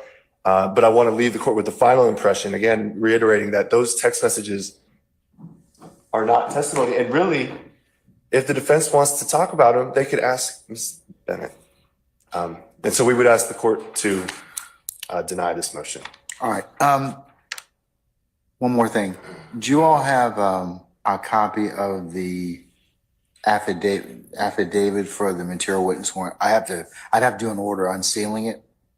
We can certainly. Do you have a provide copy of it with you, or do you have? And then can you get me a copy as I collect? We'll my provide thoughts? a copy to the court immediately. Can you all get me one in the next 5 minutes? Yes. We're working on it now. All right. Okay. All right. So I want to take a look at it, Yes, sir. and I may, depending upon what it says, make some other additional findings. Okay. All right. Thank you, Your Honor. So I'm just going to recess in place. All right.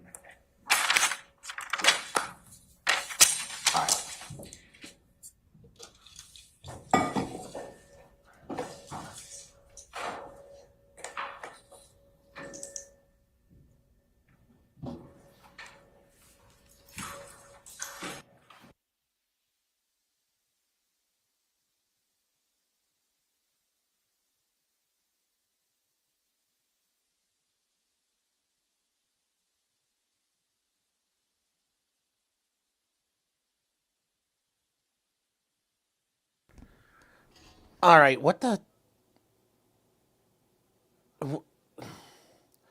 God, this judge is so infuriating. He takes so many damn breaks. Like, this is just obnoxiousness. Yeah, here we go. It's ridiculous. It's ridiculousness. Yeah. So, here we go, chat. We're catching up here. Why don't you come to the podium? Yeah. Thank you. I believe this is what the court's going to do, but we just wanted to make sure that we redact and make sure that it doesn't come out to the public, any of this biographical information, date of birth, address, stuff like that, if that makes sense. I think that could be arranged. Sure. Mr. Steele, what I'm going to do is I'll redact out the biographical data of the witness. No opposition. Okay. Okay, All right. thank you. All right, so we'll just do that before, when I unseal it, okay? Thank you, Your Honor. Okay, all right. Christina, can I see 34 and 30? Yeah.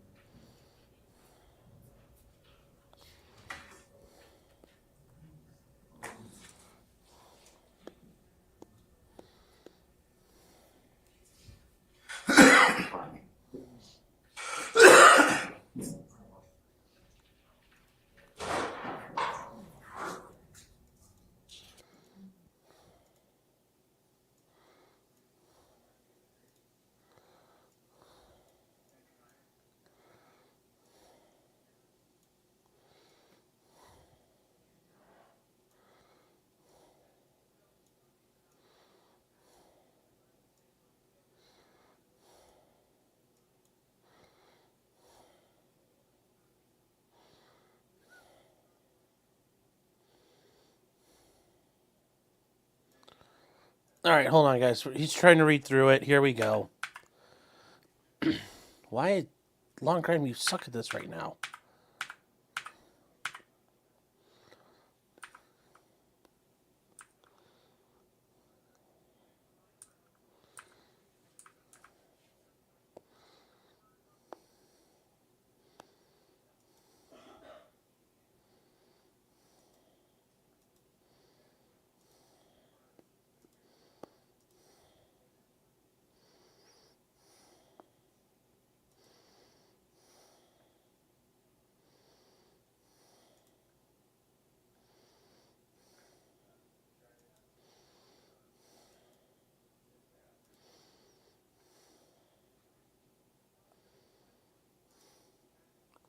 I just thought I was going to start talking. Why did they stop talking?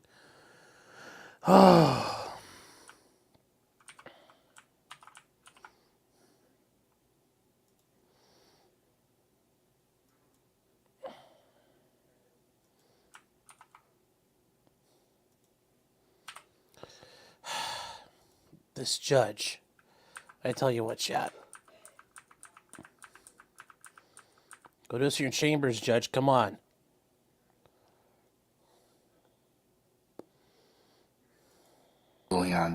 On this particular.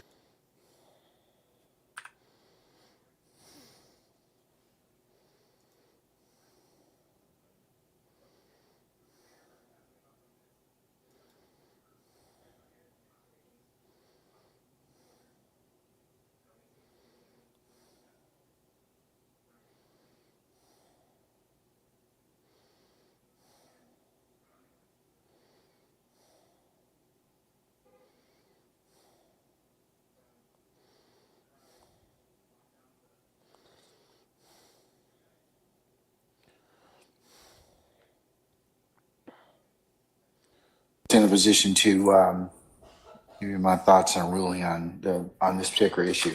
The court has considered the issues framed in the defendant Williams' motion to enforce the disqualification of Prosecutor Love. And to that end, I've considered what has been pled in Mr. Williams' motion. I've also considered the state's response to defendant Jeffery Williams' April 1st, 2024 motion to disqualify. I've also considered the arguments of counsel. I've also taken into account and will take judicial notice of the proceedings to include the transcript of proceedings on, and in particular, 28 and 29 March of 2024. And the court also has had the opportunity to review and consider the following exhibits. States 32 alpha alpha, states 33 alpha alpha, states 34 alpha alpha, and states 35 alpha alpha. In considering these motions, the court has also considered the defense's three groupings of the examination of Ms.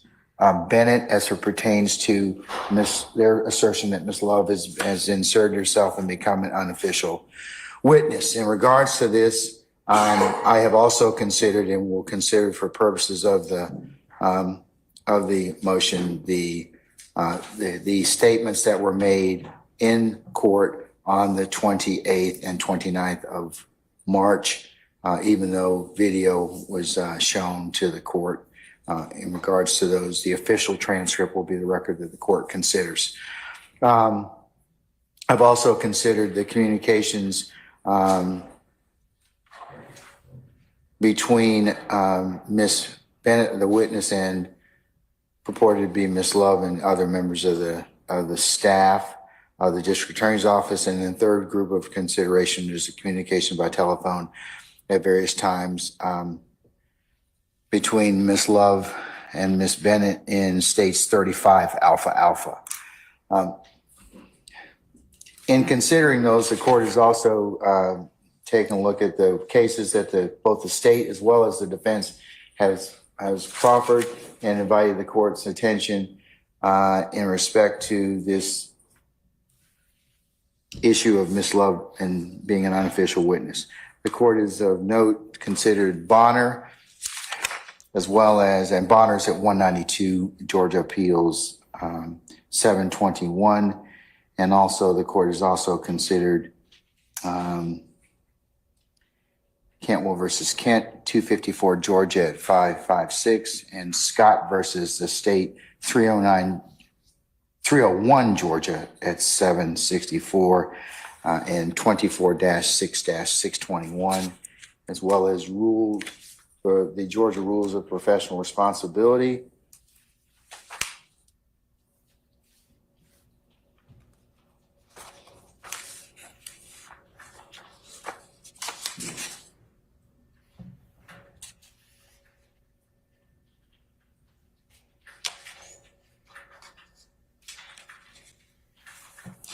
Uh, 3.7.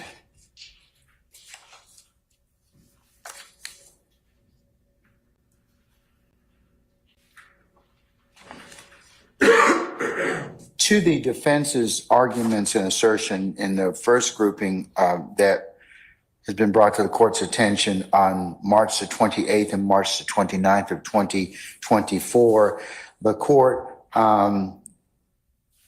has heard some concerns from Mr. Steele saying that those conversations could not be challenged by any other examination than Ms. Love, and has thus asked the court to disqualify her. The court has considered that particular request, and in regards to the colloquy that is had between Ms. Love and Ms. Bennett, as referenced from the transcript, in the interest of fairness and judicial economy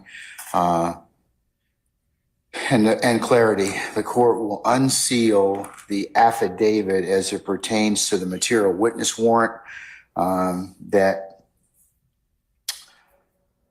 the state sought to comply with to help to facilitate Miss Bennett's complying with being here as a witness. I will make that available immediately. I will do two things. I will sign an order unsealing that particular affidavit. I will also block out the proprietary information as it relates to Miss Bennett from that. But Mr. Steele and Mr. Uhelski, I will make the balance of the affidavit in its entirety available, and I believe that will also provide you with information as to others that may satisfy your concerns in respect to that issue. The second area of communications from the courtroom bench outside the courtroom as it pertains to Ms. Love. I believe that Mr. Uhelski is proffered and stayed in his place, that Chief Investigator Long would be the person, as well as the two victim advocates that can provide information in respect to any communications that may need to be tested or heard of during that particular period as it relates to that issue. And then thirdly, the communications by telephone at various times in states 35 Alpha Alpha as it relates to Ms. Love and her witness, Ms. Bennett. The court in reviewing those doesn't find anything that would be other than the one advocate's attempts to seek scheduling and pleasantries with the witness. And for those reasons, and applying Bonner and the other cases that the court has cited for purposes of this analysis, I'm going to deny the defense's motion to disqualify Ms. Love. I will also, though, as a caveat to all counsel, just invite you all to just be mindful of witness interviews and the importance of third parties being present for the reasons that our professional code of responsibility tells us. So we don't inadvertently make ourselves as lawyer as witness.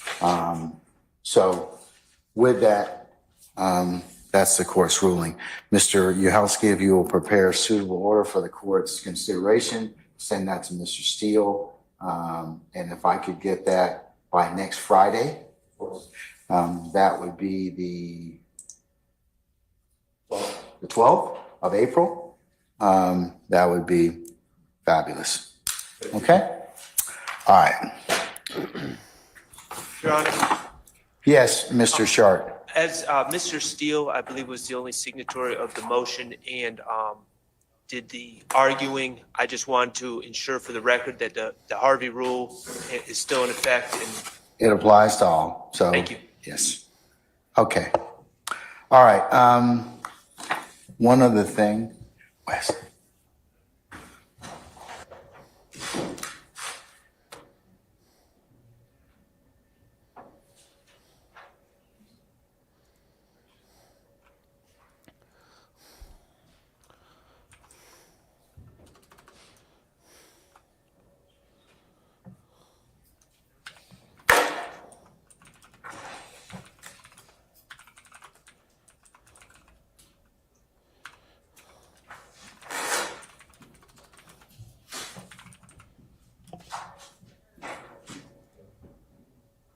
So, hey guys, yeah, this is... Well, that's the thing. If we have to make this morning, I agree. You shouldn't have denied the motion, but that's where... Mr. Shark and Steele are using their game tags? No. Yes, he's taking the easy way out. And it looks like we're all done here, shots. Let's skip up to where they're talking still on the record. You get a copy of it. All right, Back in session at 8:45 on Monday. Monday morning. I'll cover with you all my administrative order, and just to make sure it'll be entered, and all of you will get a copy of it. Okay. Anything else, Mr. Harvey?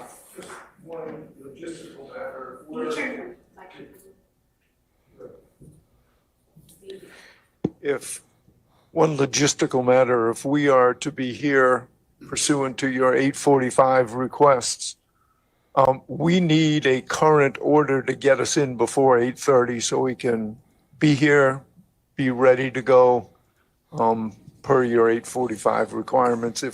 If your staff can prepare us an order allowing us to get in before 8:30, we would appreciate it. Mr. Harvey, I will take care of that momentarily, okay? All right? Okay? Anything else? Okay. All right, if not, I'll see you all for 8:45 on Monday morning, the 8th, and our jurors will be present, and we'll take up that, because I believe I told them to be here for 9 o'clock. So we'll whenever they all get here, that'll give us some time to cover any other ministerial that we have to cover. All right, I notice you all have, Ms. Love has turned it over to you all from the evidence that she and the state are wishing to proceed with, consistent with my orders. So unless there's anything else, I'll see you all on Monday, okay? All right, we're in recess.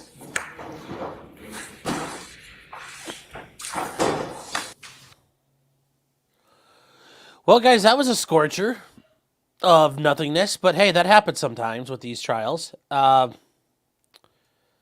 yes, basically the prosecution got caught playing fast and loose with things, and the defense called him out, and they're like, "Oh, well, we've got a perfectly good explanation." And then when forced to offer it, they came up with an explanation that, I mean, let's be real, sounds kind of shitty, but hey, it is what it is right now. That's the problem with this case. Now, what's going to happen from here? Well,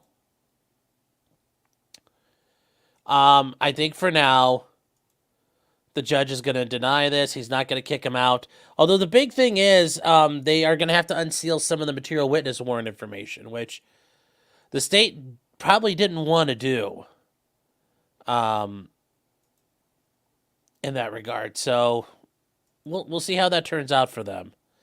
Now, getting back to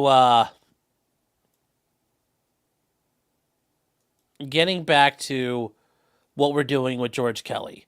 I do have some news. I do have some things we can talk about. Good news. Good news is,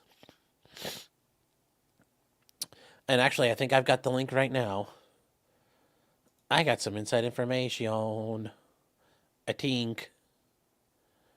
Let me see here. Come on, load up. Tell me it works.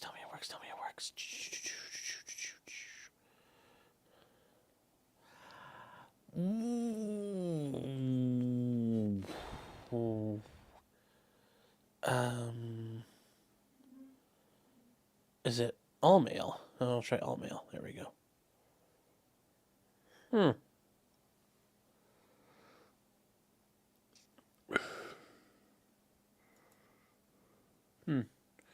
So I got some information back from the court. We actually might be able to watch this later. I have not seen it, though. There might be a link for us to watch some stuff later, so. I gave him my stuff, and I haven't... I'm a little frustrated right now. I gave the guy my email address, and he did not send me...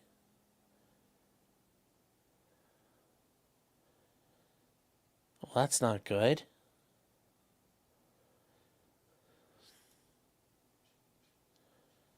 So, well, we might have an opportunity or way to watch it later. So I'm working on trying to get that sorted out, guys. So that might be something we can do. I can't promise it as of this moment because I don't know where the heck it's not showing up in my emails. And the guy said he sent it, so yeah, I'm a little frustrated because, oh, I sent you the email. There's a link we might be able to. Apparently, they upload stuff in the Superior Court of Santa Cruz or Santa Clara County.